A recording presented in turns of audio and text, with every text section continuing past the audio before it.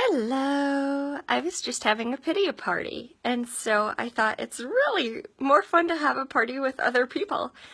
And this is what I do in my pity party. Okay. I've never accomplished anything. I should have done something by now. I'm talking about my pity party with myself. I just got out of the shower, as you can see. And so it's so easy to make ourselves wrong about what we haven't accomplished. Hello! And so my pity party was kind of fun. And then what I started doing, as I would say, like, I haven't accomplished anything. I should have done more by this point in my life. Yeah, Kathy, you haven't accomplished anything. You haven't created a book. You haven't done a ton, like 20 foundation classes. You haven't created 2 amazing children. You haven't, it's like I started to live what I have done, but make it really funny. Like, no, Kathy, you haven't gone to Peru and hiked to Machu Picchu, done this, that, or the other thing.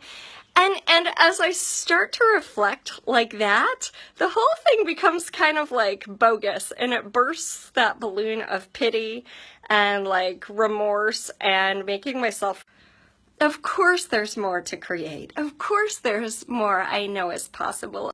I mean, that's part of desire as that onward impulse.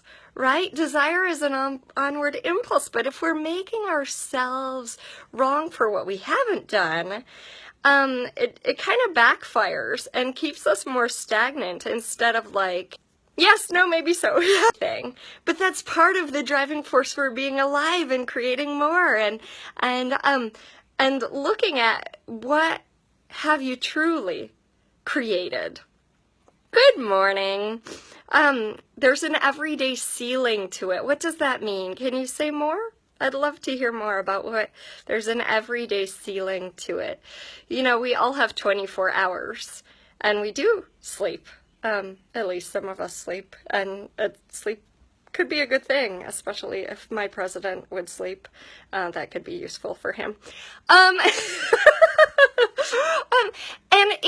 it could be a time to reassess priorities, like, how much do I say writing a book is my priority, but I get distracted by Facebook, right?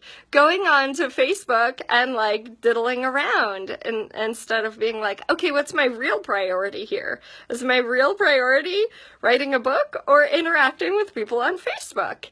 And how could I, do I need to go to a coffee shop to kind of unhook myself and leave my phone at home? What is it? What's required to do what I say is important to me? All right? Whatever you consider good, you could an being creepy. Yeah, we can definitely make ourselves wrong for not doing what we say we're going to do. And how can we turn that into, okay, if I really would like to get this done, if I really would like to create this, what's stopping me? And what could I choose instead? What's stopping us is usually just in here.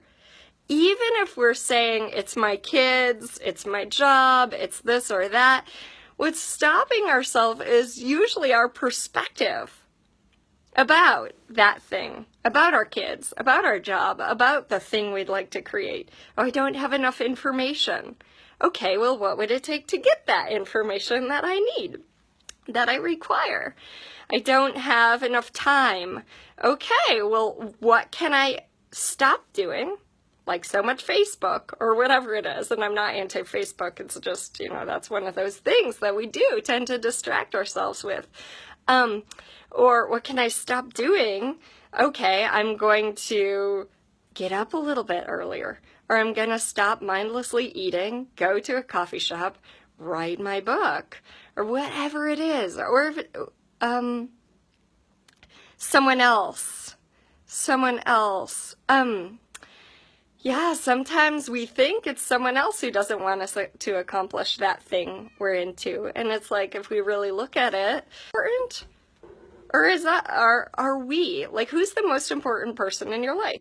There's no one else on earth who is you, or who's the choices that you make.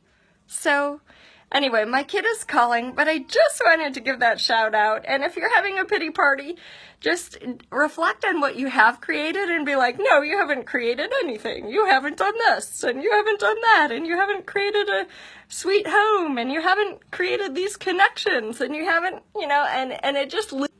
That's kind of ridiculous that I'm creating this pity party. What would I rather create instead? How much fun can I have? Whether I'm choosing a pity party or choosing something else. Aloha, everybody. Have a good one. Happy New Year.